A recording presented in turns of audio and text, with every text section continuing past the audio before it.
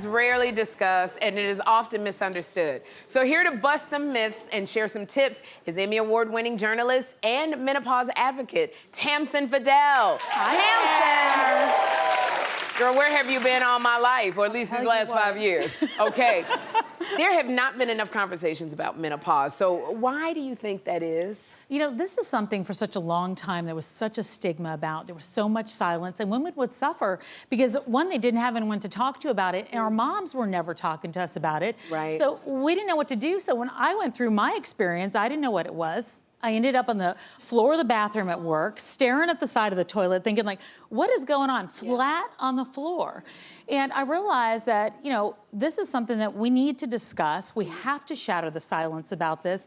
And we've got to do it for each other, because by the year 2025, 1 billion women are going to be in menopause. Ooh. So we're all going to be dealing with it. Men are going to be dealing with it, and so are we. Yeah, because the men are on the edge of their seat going, please help me.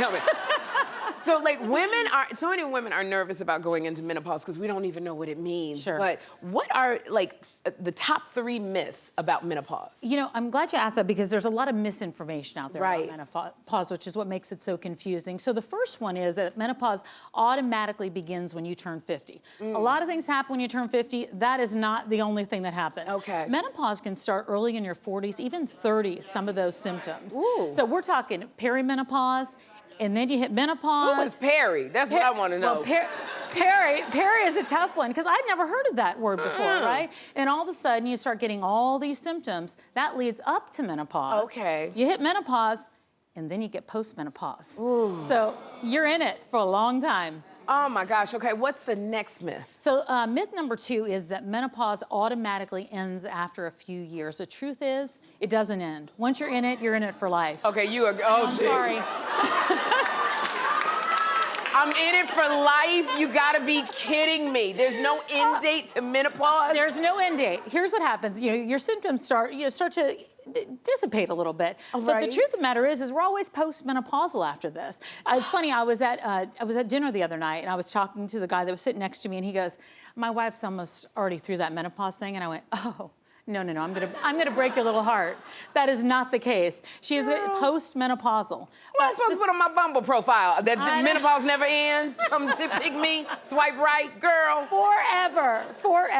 Oh, gosh. Okay, right. What's the next myth? All right, I know, I'm sorry. We just got one more. Okay. Menopause means you're old. Well, the truth is, that just means that this is a great time and you're ready for your next transition. Okay. Because I look at menopause, yes, right? I like that. This is your best self. You're living it right now. I'm telling you. So you know. Okay, don't let anybody tell you. It does not mean you're old. Now, you recently went TikTok viral for listing that there are 34 symptoms of menopause. I did not know this. Now, what symptoms were you most surprised by? Gosh, you know what? We've heard about the hot flashes, yes, as we all know, and the night sweats.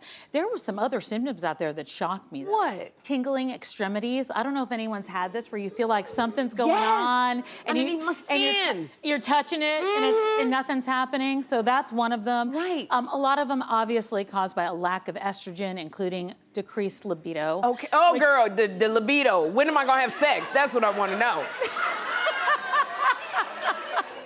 I know. That's all I used to think about was sex. Now I sleep all the time. What the hell? Trust me, I know. I got remarried at 50, and I'm like, what? Well, this was bad timing on my part. What else surprised you? Brain fog, a big one, where you're just constantly, you're in a conversation, you're searching for that word. Like, what was I? So that's not getting older. That's like the menopause, brain fog. The menopause, the brain fog. And it's really, you know, it's hard. And then burning tongue is another one. I don't know if you've ever had that, but like your mouth kind of burns. Have you had that one yet? No, I did put that on my profile, though. I got a burning tongue. That'll get you something. Sorry. Well, that might not be a menopause thing. It wasn't, that ain't menopause, girl.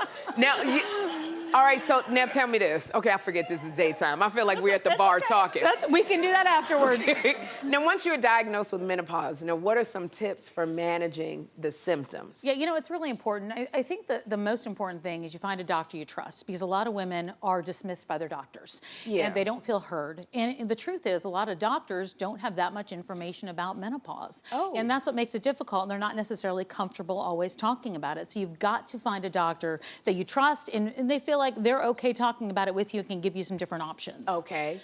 Next, intermittent fasting has been big for me. It doesn't work for everybody, but I seem to like it because I feel like it helps me balance my energy. Because at one point I was just wanting to sleep all the time. I was exhausted. I had no energy and I didn't know why.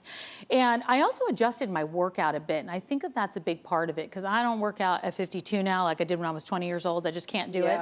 But walking and weights have been a big part of that to help me out. So exercise, yeah. Okay. What about sleep? Deal.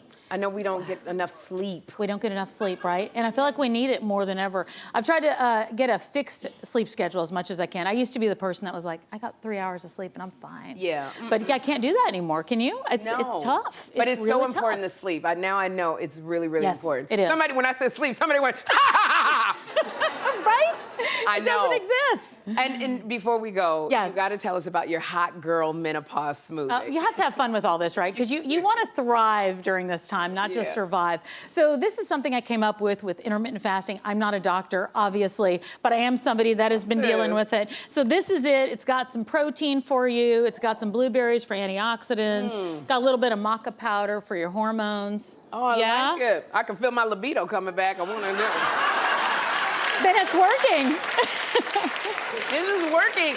Tamsen, you got to come back because we need to know more about menopause. I need to know more about the 34 symptoms, which you didn't know about. I want to thank you for being here. Thank you. For more info and to find a menopause practitioner, check out the North American Menopause Society. And for more info on everything discussed today, go to sherryshowtv.com. We will be right back. Tamsen Fadal.